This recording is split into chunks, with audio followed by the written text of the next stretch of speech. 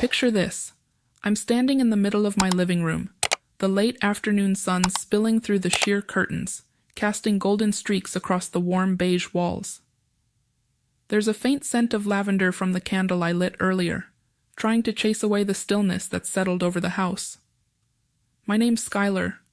I'm 23, and this little slice of suburbia, our cozy two-bedroom haven, is where I've been building a life with my husband, Ethan. He's 27, a sales manager with a fire in his belly, always chasing the next big deal. That drive of his means he's often on the road, leaving me here to rattle around in a space that feels just a tad too big without him. I've always been the kind of person who finds comfort in the small stuff. Give me a rainy day, a pot of soup simmering on the stove, and a marathon of my favorite series, and I'm set. I love tweaking the decor in our place, adding a new throw pillow here, rearranging the framed photos of Ethan and me on our honeymoon there. Our living room is my favorite spot, with its plush gray couch that practically begs you to sink into it. Upstairs, the master bedroom is my sanctuary, though the king-sized bed feels like an ocean when I'm sprawled out alone, missing the warmth of Ethan beside me. I can still picture him there, his arm draped over me, whispering silly nothings that made my heart race. Those memories keep me going when he's away, but they don't quite fill the quiet. Ethan's been gone for a week now on his latest business trip, and I'm itching for some company. I miss him more than I can put into words. The way he'd sneak up behind me in the kitchen, his hands finding my waist, pulling me close for a moment that'd make my breath catch. Let's just say those stolen seconds were electric, in a way that's hard to forget. But with him gone, the house feels like it's holding its breath, waiting for life to come back through the door. I've been pacing a bit, restless, needing something to shake up the monotony. That's where Ethan's friends come in. These guys have been in his life since their college days, and by extension, they've become a big part of mine. There's Jake, the smooth talker with a grin that could charm anyone, always ready with a clever quip. Marcus is the opposite. Quiet, almost too observant, like he's piecing together a puzzle no one else can see. Tyler's the jock of the group, brimming with energy, the kind of guy who'd challenge you to a race just for kicks. Liam's the soulful one, an artist who can turn a casual chat into something profound without even trying. And then there's Ryan, the rock, dependable, protective, always making sure everyone's okay. They're a tight-knit crew, and over the past year, our house has become their unofficial hangout spot. So, when I invited them over for the evening, I knew it'd be just the thing to lift my spirits. It's around 6 p.m. now, and I've just finished straightening up the living room, making sure every cushion is fluffed and the coffee table is free of clutter. I'm dressed casually, in a pair of well-worn jeans and a soft lavender sweater that hugs me just right, keeping me cozy as the early evening chill creeps in through the windows.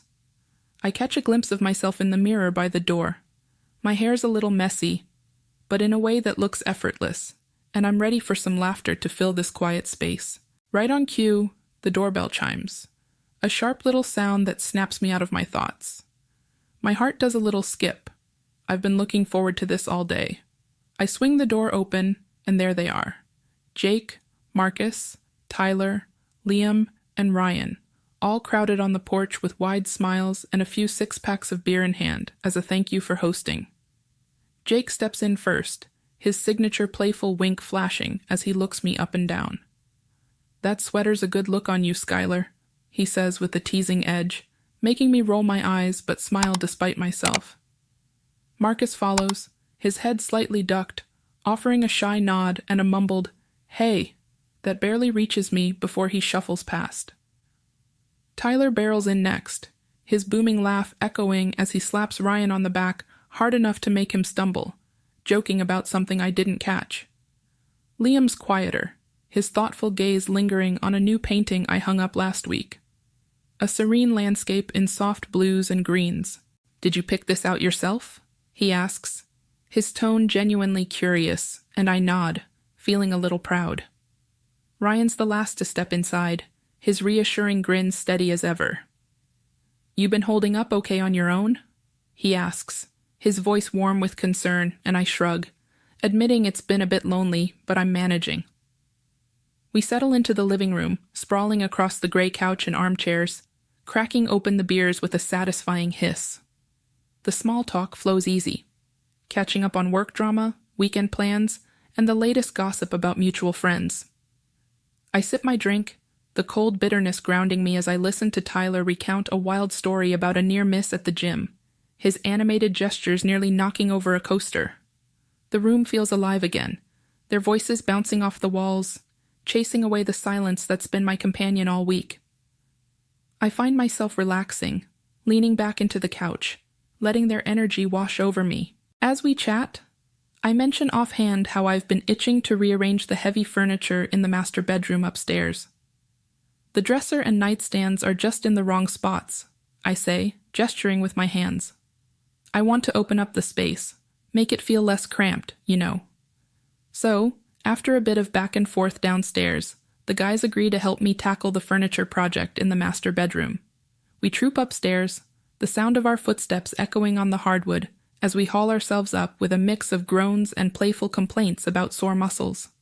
It takes us a good hour, maybe more, shoving the heavy dresser across the room, angling the nightstands just right, and debating whether the mirror should face the window or the bed. Sweat beads on my forehead, and I can feel my sweater sticking to my back by the time we're done. But when we step back to admire the new layout, there's a shared sense of accomplishment.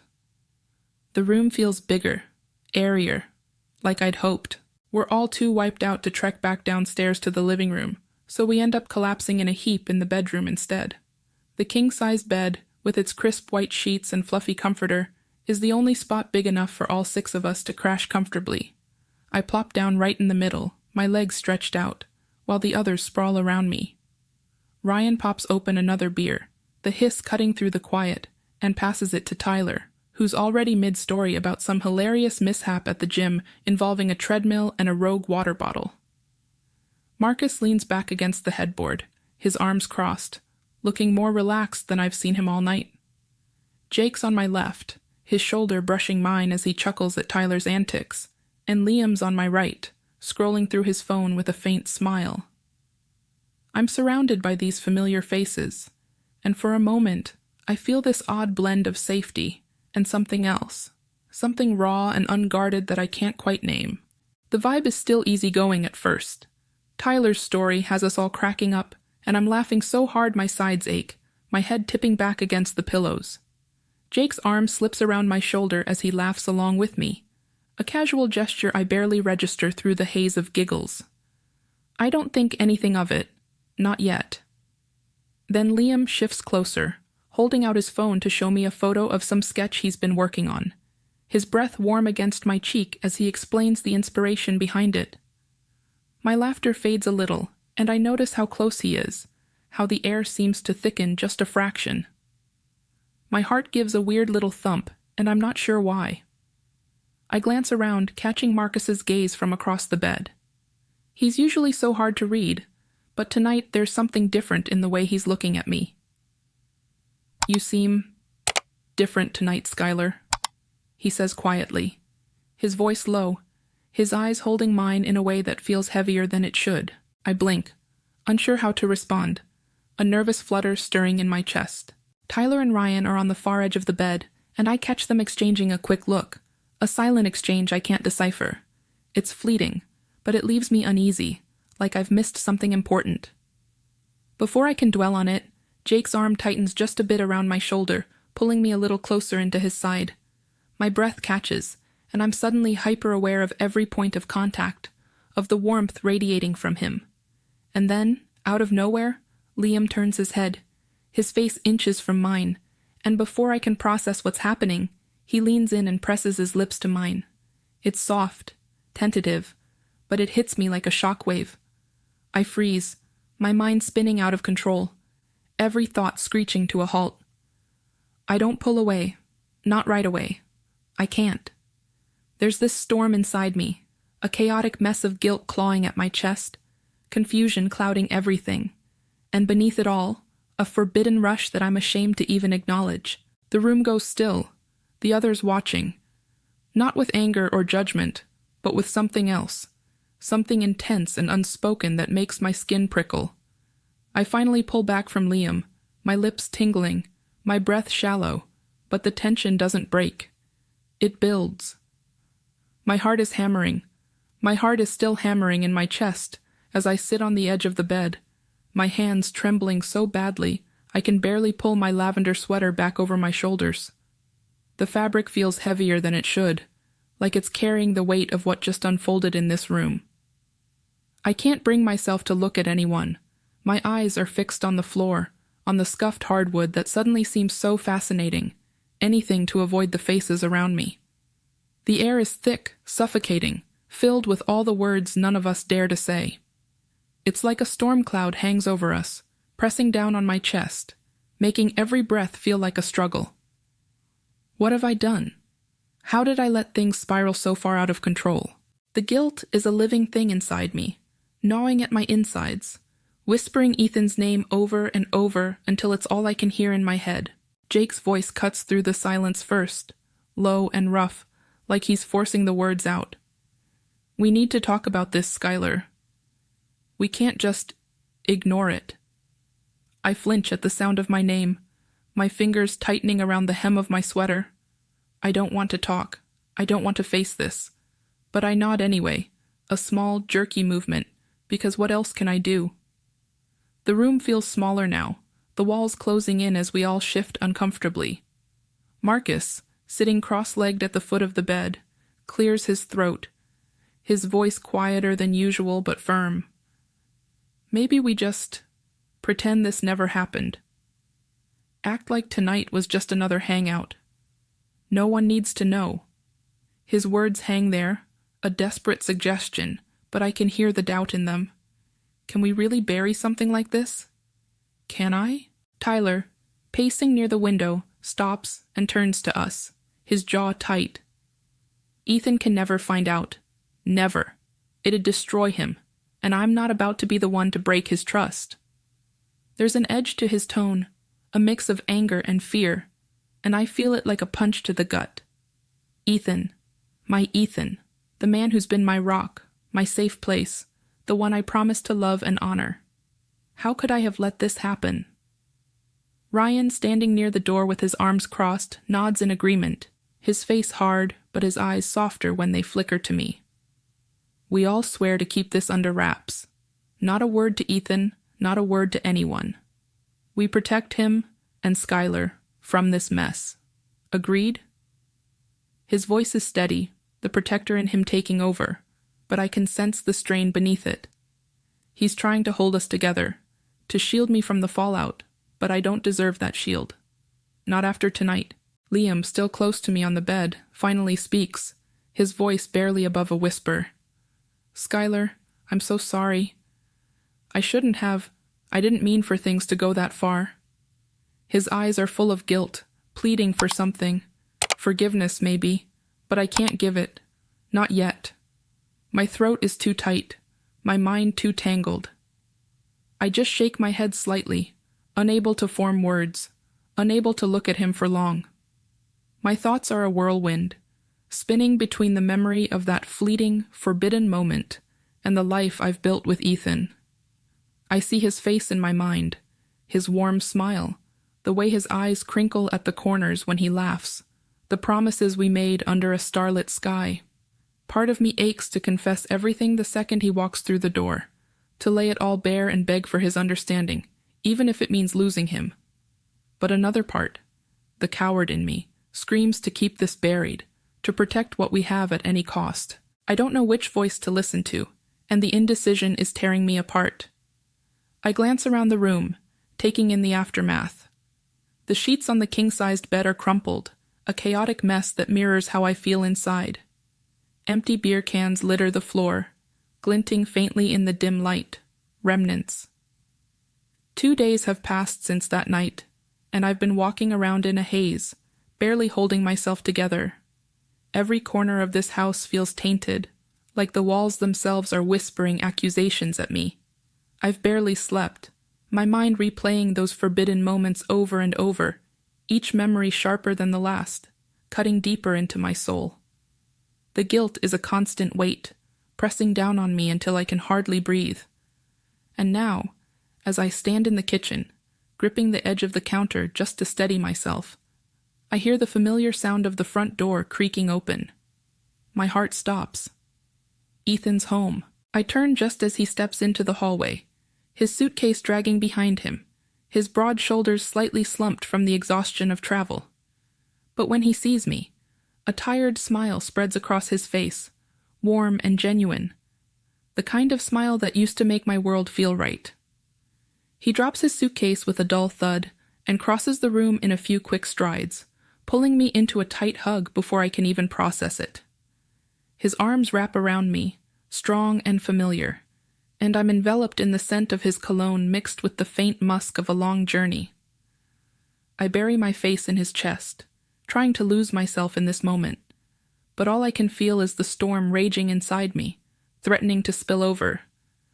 "I missed you so much, Skylar," he murmurs into my hair, his voice low and full of relief. I force a smile, my lips trembling as I pull back just enough to look up at him. "I missed you too," I manage to say, but my voice cracks on the last word, betraying the turmoil I'm fighting to hide. We move to the living room, and I'm hyper-aware of every step, every glance, every breath. My hands are clammy, and I wipe them on my jeans, hoping he doesn't notice. I ask about his trip, trying to keep my tone light, casual, as if nothing's wrong.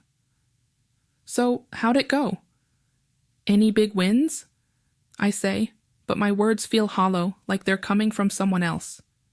He launches into a story about a tough client and a last-minute deal he managed to close, his eyes lighting up with that passion I've always admired.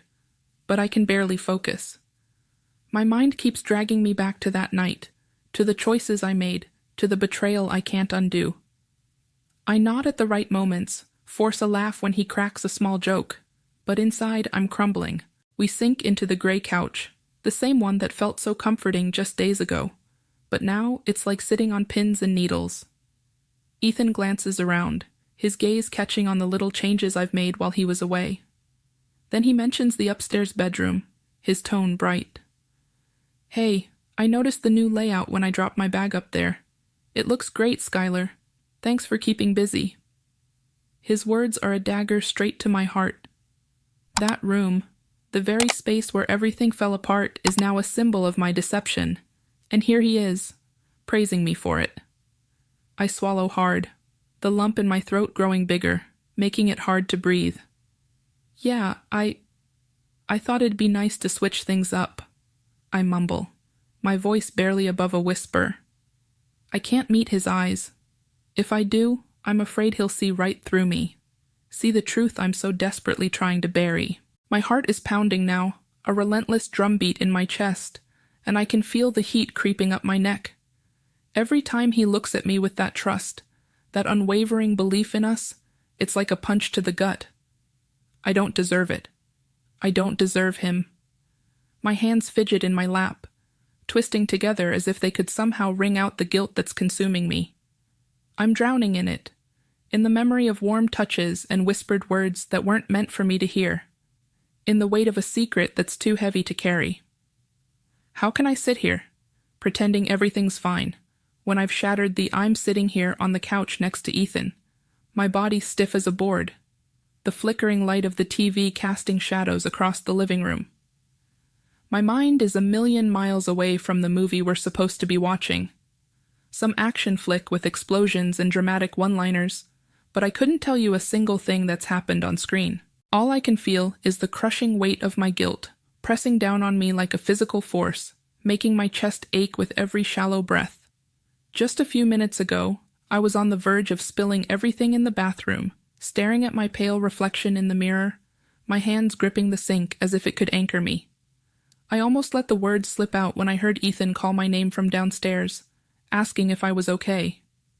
My voice shook as I yelled back that I'd be right there, but inside, I was unraveling. I'd splashed cold water on my face, the icy shock jolting me back to some semblance of control. I stood there, droplets sliding down my cheeks, staring into my own eyes, trying to find the strength to do what I knew I couldn't. Confessing would destroy everything. Ethan's trust in me, the life we've built, even the bonds he holds with his closest friends. It would be a wrecking ball through our world, leaving nothing but rubble in its wake. So, I took deep, shuddering breaths, forcing myself to swallow the truth, to lock it away somewhere deep where it couldn't escape. Not yet. Maybe not ever. I wiped my face with a towel, plastered on a smile that felt more like a grimace, and made my way back downstairs to join him. Now, here I am, curled up beside him, my head resting on his shoulder, while his arm drapes casually around me. He's so at ease, chuckling at something on the screen, completely unaware of the storm raging inside me. I try to mirror his laughter, but it comes out hollow, a brittle sound that doesn't reach my eyes. My fingers twist in the hem of my sweater, a nervous tick I can't seem to stop, as if fidgeting could somehow unravel the mess I've made. Ethan's warmth is a comfort I don't deserve, and every second I spend pretending everything is fine chips away at what little resolve I have left. I want to scream, to let it all pour out, but I bite my tongue until I taste the metallic tang of restraint. The days that follow are a blur of avoidance and distraction. I can't face the guys, can't bear the thought of seeing their faces or hearing their voices, knowing what we share now, a secret that binds us in the worst way. My phone buzzes with texts from Jake, a casual, "Hey, you good?" that I can't bring myself to answer. Marcus calls once, leaving a voicemail I delete without listening to. Tyler sends a group message about grabbing drinks, and I let it sit unread, the notification a constant reminder of what I'm running from. Ryan's concern comes through in a simple, "Checking in, Skylar." But I ignore that too, my silence a wall I build higher with every passing hour. I tell myself it's better this way. That distance will dull the edges of what happened, but deep down, I know I'm just hiding. To keep my mind from spiraling, I throw myself into anything that can occupy my hands and thoughts. The house becomes my battlefield, and I wage war against invisible enemies: dust, clutter, chaos. I scrub the kitchen counters until they gleam, rearrange the pantry shelves 3 times in one afternoon, and vacuum every inch of the living room carpet, as if I can erase the memories embedded in its fibers. I cook elaborate meals for Ethan, spending hours on recipes I've never tried before, filling the house with the scent of roasted herbs and simmering sauces. Last night, I made a 3-course dinner, some fancy pasta dish, a salad with ingredients I had to look up how to pronounce, and a dessert that took 2 attempts to get right. Ethan raved about it, his smile so genuine as he reached across the table to squeeze my hand, thanking me for going all out. I smiled back, but inside, don't forget to subscribe, like, and comment if you enjoyed this story. This will help us create more engaging stories for you.